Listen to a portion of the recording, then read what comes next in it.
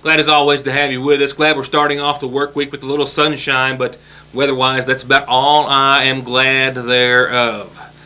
A whole lot of news to cover today, the rest of this week, and a whole lot of things happening. And just as we thought we were getting ready to get out of the threatening weather that we've seen, we've got more on the horizon to the tune of a few inches of rainfall, followed by possibly and more than likely another winter storm, the likes of which could dump several inches, this time of heavy wet snow on the viewing area and a great deal of eastern and the rest of Kentucky. So as you can well imagine, our forecast this evening will be an all-important part of the program, as it most always is. In fact, just to kind of, and I've been in West Liberty for most of the morning and afternoon as they've been commemorating the 3rd anniversary with a couple of dedications and other events. We've got a couple of very important stories for you this evening on that note, and some other news, mind you.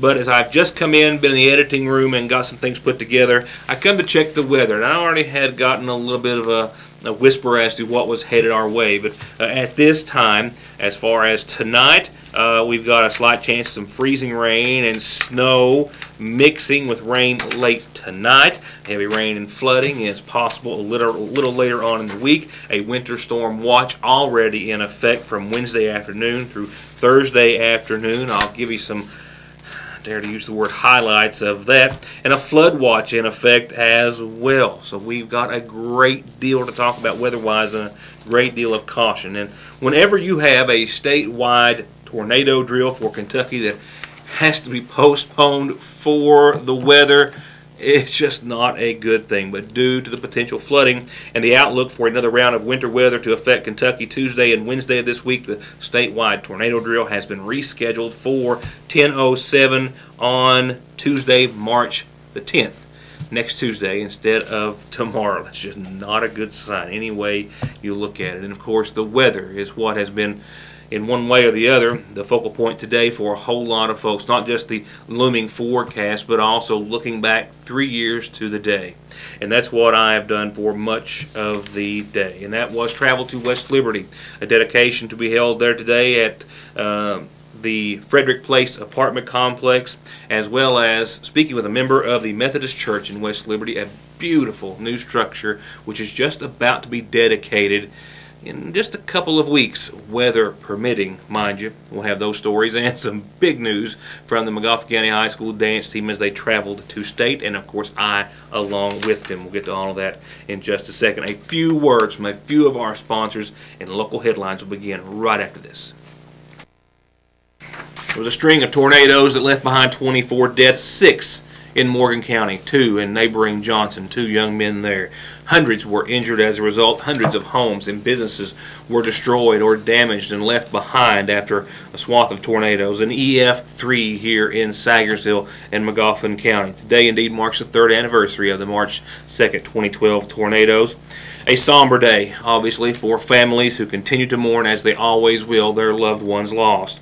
But at the same time, it's also a day today to recognize the recovery and the rebuilding, and to celebrate the accomplishments of those who have fought now a 3-year-long battle to clean up and repair and rebuild and take back their place in the community. And that's where we'll begin coverage tonight, at a ribbon-cutting ceremony at Frederick Place Apartments, so named after the original family owner, who has since passed on, but has a great deal of other family still here and who still holds a very dear place in the apartments and the service they provide to the community in their hearts. Owned by the Fredericks, the former Liberty Heights Apartments was a true passion for Juanita Frederick. Winterwood Incorporated, the Kentucky Housing Corporation, Community Trust Bank, Commercial Bank of West Liberty, all and others were celebrating the grand opening today of the new development, the new Frederick Place Apartments, replacing Liberty Heights, which was destroyed by the tornado. Frederick Place Apartments have 7 one-story and townhome buildings featuring 16 one-bedroom units, 32 bedroom units, 32 two-bedroom units. 3 housing units were built to accommodate people with disabilities. And the grand opening and ribbon-cutting ceremony was held today. Exactly 3 years later, Winterwood Incorporated, in cooperation with the Kentucky Housing Corporation, Community Trust Bank, and Commercial Bank of West Liberty, and a whole lot of others, were in attendance today for the ribbon-cutting ceremony. A ceremony to mark that 48 families are no longer homeless. The one difference that the residents of Liberty Heights apartments had is that to rebuild their home was out of their control. That they were unable to come in and just immediately begin the task of rebuilding their home. They had to rely on others to do that. So when we were in our office trying to figure out what was it that we could do to help to bring this beautiful facility back to these residents, we knew very quickly that we could not do that alone. We had to do that with many, many partners, many peers of mine in this industry, professionals. And so what I would like to say that we did, with a few phone calls and emails and phone calls, and we quickly formed what I would call an unofficial partnership with several different groups. And this partnership, in my mind, had the same resolve, and that was to reconnect the Liberty Heights residents to their homes. Today, being March the 2nd, is a day of mixed emotions. We gathered at a grand opening, and we also it's a time to reflect why we were here. We think about 3 years ago, we had 48 families that were here, 48 families that were displaced. And remembering the tough times that we have to remember and reflect on, we want to remember those that lost material things. We want to pray for the families that lost loved ones. That is the times that we think of 3 years ago. But that's the reflection that we have. But now we want to look at today, this day of celebration, a true sign of hope. We had 48 families that were affected here alone. Winterwood helped many families, that we've heard already, with clothing, with supplies, with material things, with helping subsidize rent at times, elsewhere after the tornado. Carol mentioned partners, and I call them teams. It's teamwork. And I want to commend and thank some of the people that I have been told was part of the partners, part of the team. I want to thank Winterwood, the Kentucky Housing Corporation, the U.S. Department of Housing and Urban Development, Community Trust Bank, the Commercial Bank of West Liberty, for seeing a vision to rebuild this beautiful facility. Instead of looking at the disaster and looking at the loss, they worked together. As Carol says, they worked as partners, and I say we worked as a team to bring back 48 homes to West Liberty. We have a little bit of history on Winterwood. They bought Liberty Heights from the Frederick family, and Frederick Place is named in honor of Mrs. Frederick. Since the opening of Frederick Place, 25% of the families displaced have returned. To you, I say, welcome home. To new families, some that are new to West Liberty, Morgan County, I say welcome to your new home. I just want to say that this is such a tribute to my mom, Juanita Frederick. She always, whenever there were conversations around the table, or we all gather into the lumber company, which we all still do around Goldwing, but she always had a nice, warm story to talk about. You know, something that happened up here among her folks. She loved Liberty Heights, and I'm sure Carol's heard a lot of those stories. But she always called it TLC, her tender, loving care.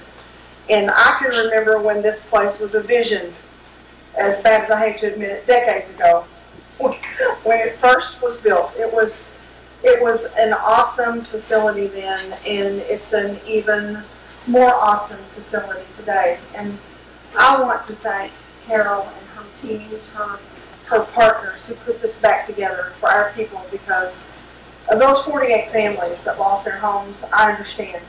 I lost my home and everything I owned that day, from my home to my office, everything. And I know what that felt like.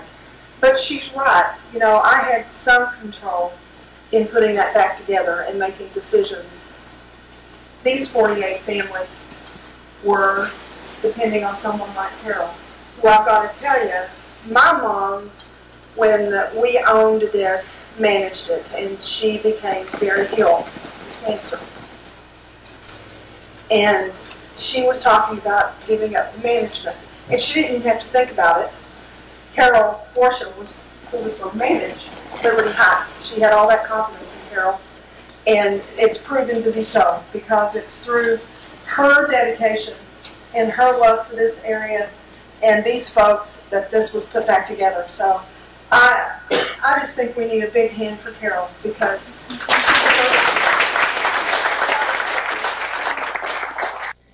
I'm happy to be there because the place is new. I hate to say it's better than what we had, but it is. So, but I would like to thank Winterwood for rebuilding here. The place is gorgeous. 3 of the housing units also were built to accommodate people with disabilities. Features include Energy Star windows and appliances, a community building, a gazebo, and a playground, and it indeed is gorgeous. And with the weather, they've had to hold back completion, but in just a few days, all the grounds will be completed and all the housing units will be filled with families returning home or starting a new one. And then there's the Methodist Church in West Liberty, the white church on the corner, as it was commonly referred to for nearly 100 years, and as I suspect it will be referred to for hopefully hundreds of years to come.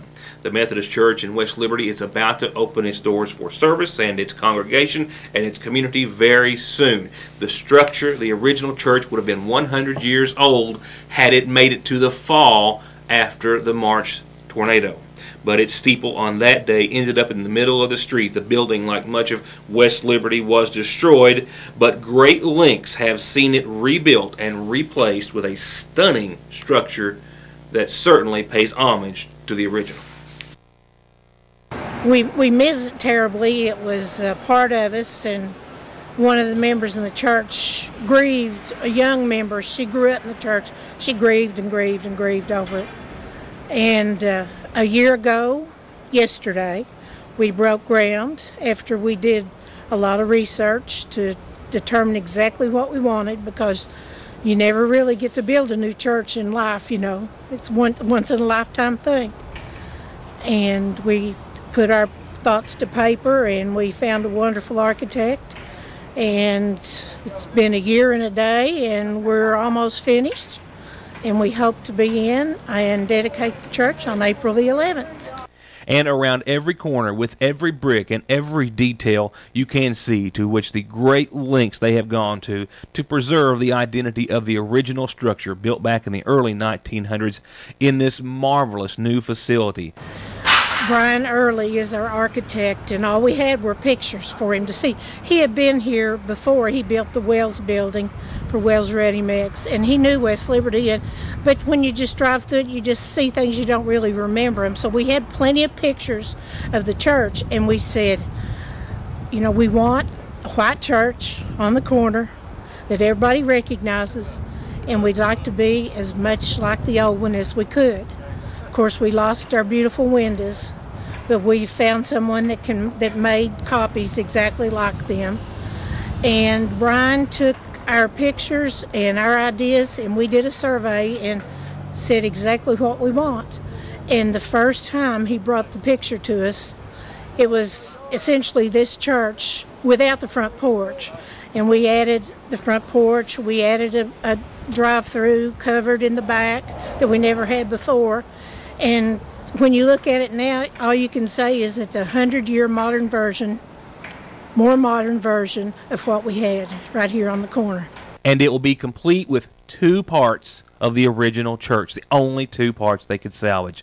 This cross, which has already been erected, and this stained glass window, one of the original stained glass windows and the only one that was left after the tornado, but one which will forever become a permanent part of its history and its future. And that, along with a great many blessings, have made the new Methodist Church become a reality for Jane and the rest of the church and the community. We had good insurance coverage. Our insurance and the loving donations of people from all over the country and friends and family, and we've sold cookbooks to the ladies group, and we've sold those all over the country, and through that we'll be able to build our building debt-free, and we're just really proud of that. More headlines to come, but for now, tonight's McGoffin Farm Bureau sponsored community calendar. This was an announcement that I had Friday, and it's been updated. This is a black and white Shih Tzu dog. She's a female, and she's an older dog. Long hair at the moment. Pink and black collar was what she was wearing, and she answers to Clarissa. Last seen in the old Burning Fork Road area. Well, there was a reward being offered of $500, and it's been up to $1,000 this evening. They don't want any names. They don't want to know anything. They just want to know their pet is back home and safe. And they're offering a $1,000 reward to see its safe return home. I've got a phone number again for you, 422-9031. If you see the dog, and of course you need the phone number, give me a call. I'll be glad to forward it to you and see them reunited and see you get a $1,000 reward. 422-9031. I've got birthday wishes this Monday the 2nd to Leanne. Happy birthday, Leanne Mead. Best wishes from your husband, Bill, Holly, and Will, Mom and Dad, and your grandmother, too. Happy, happy birthday. We hope you've had a special day.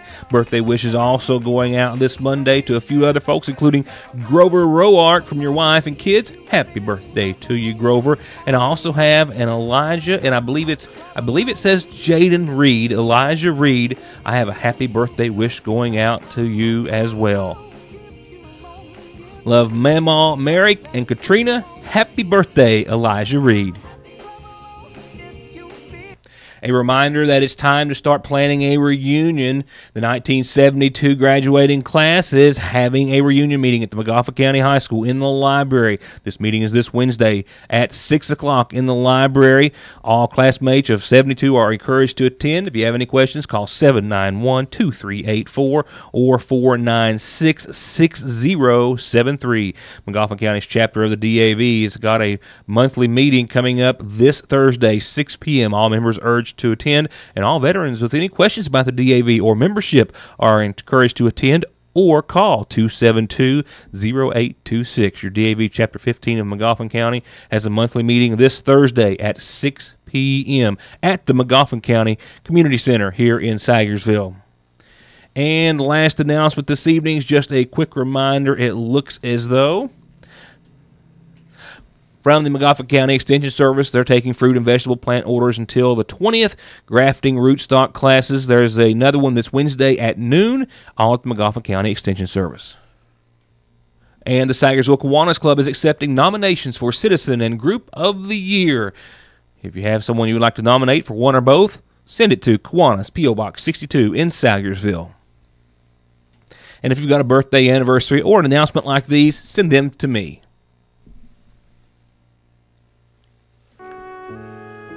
Turning to local obituaries, 69-year-old Nanny Mans Marshall of Southeast Licking River Road passed away on today's date, on February the 27th. My apologies. She was married to Herbert Marshall, who survives, as well as surviving as a son, Daniel Marshall, and daughters Teresa Holbrook, Dorothy Mullins, and Peggy Stanball. Visitation is this evening and tomorrow prior to services. They'll begin tomorrow afternoon at 1 o'clock at the Swampton United Baptist Church. Burial will take place afterwards at the Manafee Watson Cemetery on Tip Top with the McGoffin County Funeral Home in charge of arrangements. Once again, for 69-year-old Nanny Mans Marshall.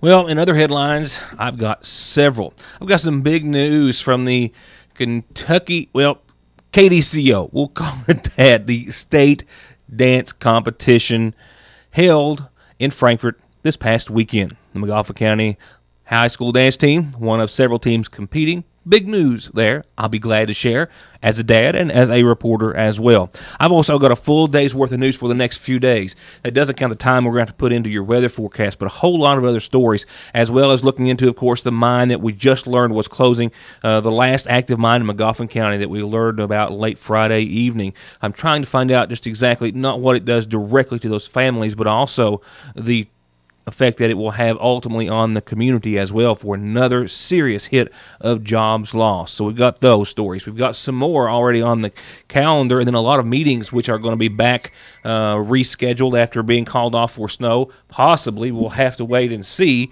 because, well, we're looking at another round of snowfall as well.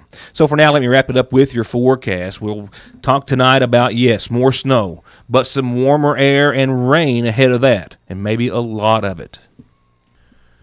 The National Weather Service in Jackson has issued a flood watch in effect from tomorrow evening through Thursday evening.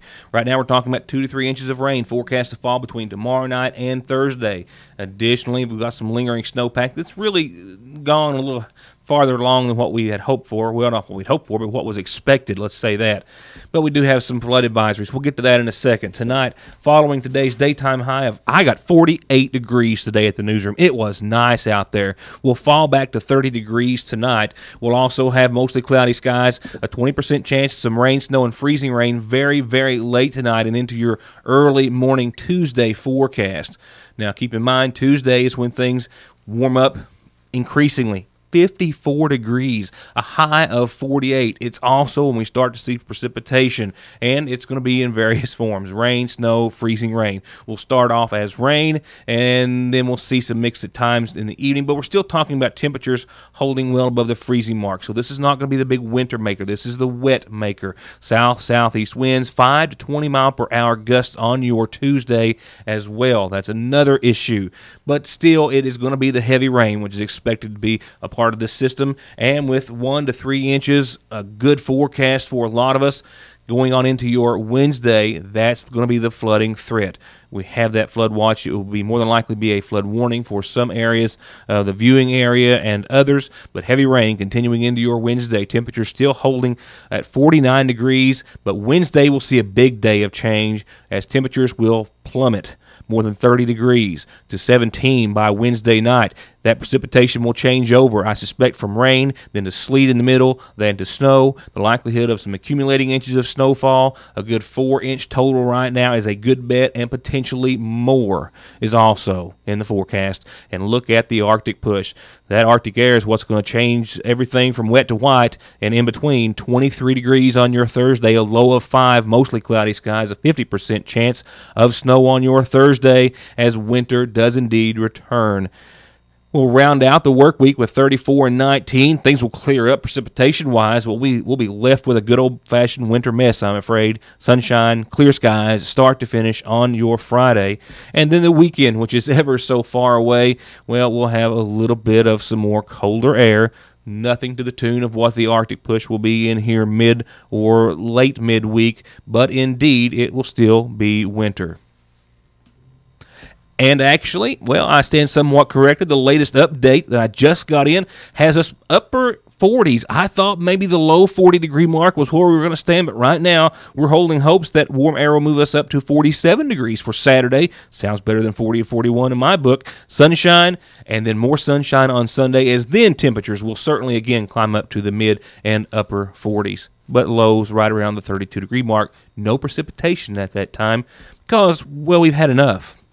Tomorrow will be 24 hours closer to all of it, and we'll tell you much more about the rain, about the winds, the thunderstorms we might see in some areas, and then, of course, the snow, sleet, and mix to follow thereafter. For now, thank you for being a part of the program.